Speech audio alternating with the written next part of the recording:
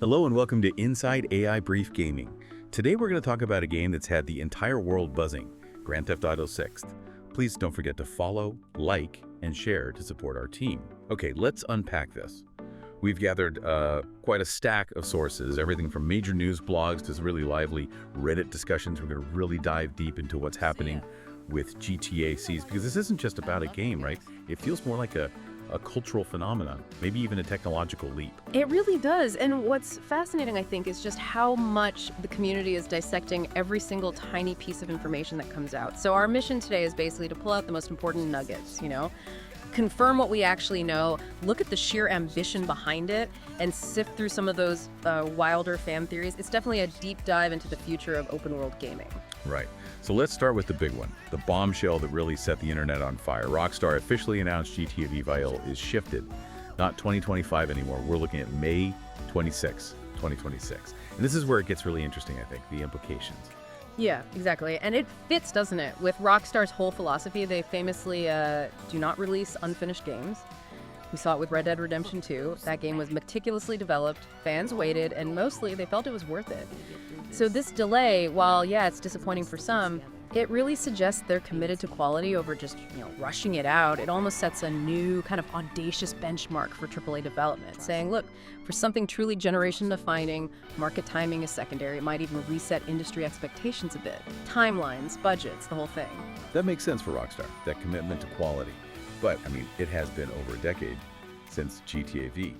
Are fans really okay with later is better? Yeah. Or is there some fatigue setting in, even if the end product is amazing? It's definitely a mixed bag, you're right. You absolutely see comments from people saying they're tired of waiting, it's been so long.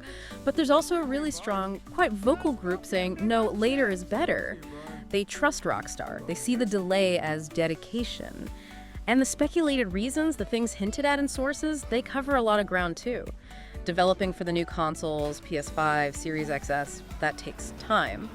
Plus, wanting more realistic AI, the complexities of a huge multiplayer, and just the sheer pressure, right? Global expectations are massive for this. And a delay like this, it creates ripples, doesn't it, across the whole gaming industry? Oh, absolutely. Other publishers, they might shuffle their release schedules now, try to avoid going head-to-head with GTA. It can influence console pre-orders, market revenue forecasts for 2025.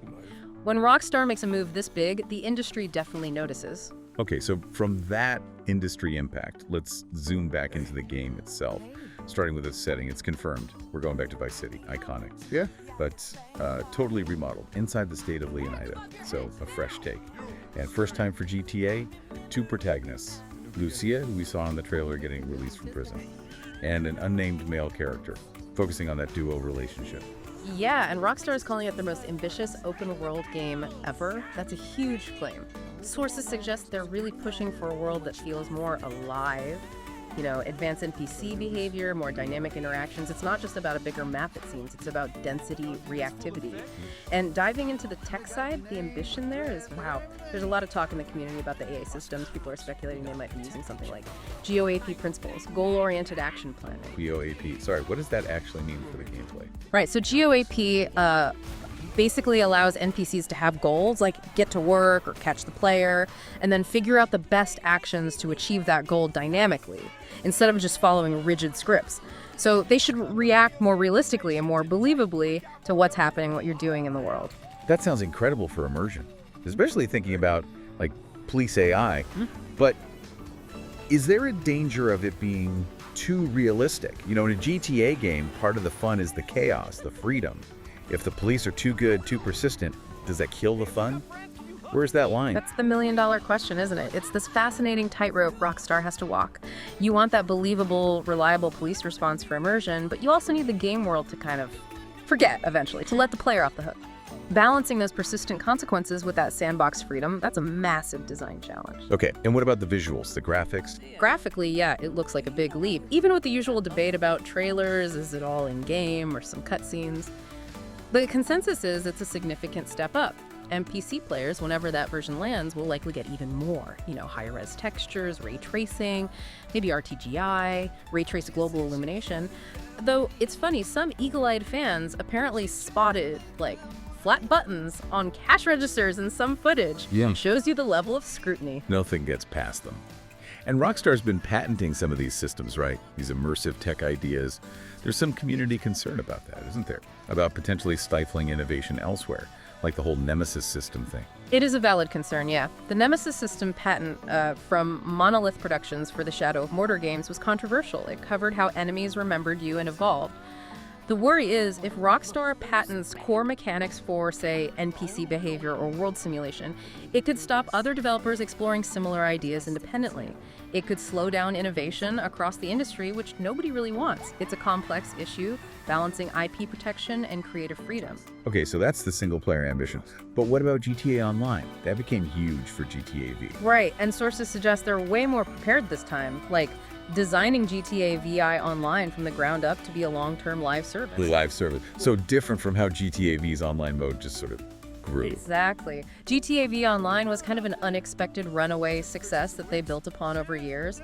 A live service model means it's planned from day one to constantly evolve. Regular updates, new content, events, built for the long haul, maybe even a decade or more. Think Fortnite or Destiny's model, but GTA. And didn't early rumors that Project America's codename hint at something massive, like multiple regions, North and South America? Yeah, those were the early whispers. Sounds like it might have been scaled back for the initial launch, which makes sense. But sources suggest the plan might still be to introduce those bigger regions later as DLC or major expansions. I kind of saw a mini version of that with Cayo Perico in GTA V, right? Adding a whole new island.